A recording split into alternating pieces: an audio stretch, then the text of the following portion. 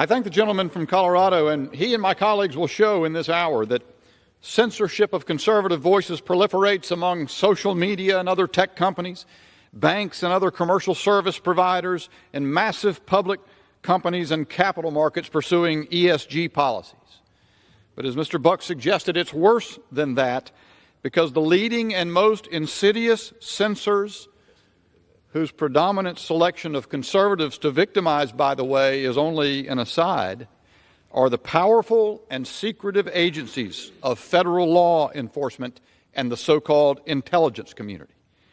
In only the most recent example of this egregious wrongdoing, and solely due to the commendable voluntary disclosure by a social media company of the Twitter files, we now know that not only the FBI, but also the ODNI, NSA, and CIA audaciously abused their power to coordinate big tech and big media to suppress from circulation information that was highly significant to the 2020 presidential election, namely the New York Post's Hunter Biden laptop story.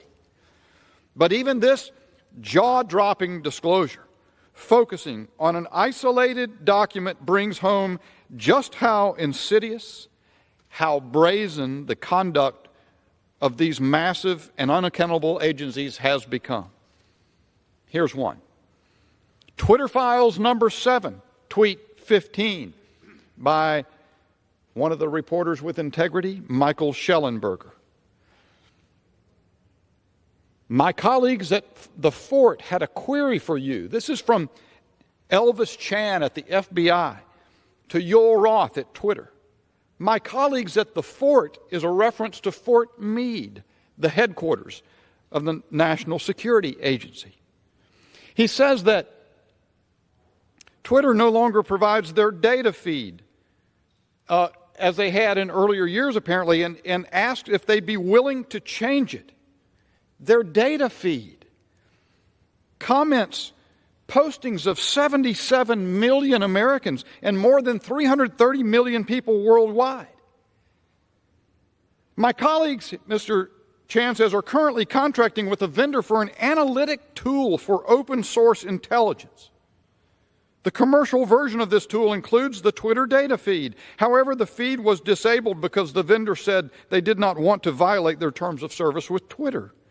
My colleagues are wondering if Twitter would be open to revising its terms of service to allow this vendor to continue having access to the Twitter feed. This representative of the FBI is asking for Twitter to reverse its policy to allow government agencies to conduct analytics on the discourse of the American people, mass surveillance of the public conversation, collection and preservation so it can be searched at will by government bureaucrats for whatever purposes. And note, he makes reference to the provision of this not to the FBI, but, quote, to members of the IC, the intelligence community. Bad enough if this were the FBI, but he's talking about the agencies who are supposed to direct their attention abroad for the sake of American security. And instead, they're seeking mass surveillance on Americans' utterances and those of unsuspecting people the world over. A good Democrat, William Proxmire, said, "Power always has to be kept in check. Power exercised in secret, especially under the cloak of national security, is doubly dangerous." Mr. Speaker, in the Select Subcommittee on the Weaponization of the Federal Government, we will plumb the depths of powerful agencies gone rogue. And then this Congress must act to keep in check power exercised in secret. I yield back.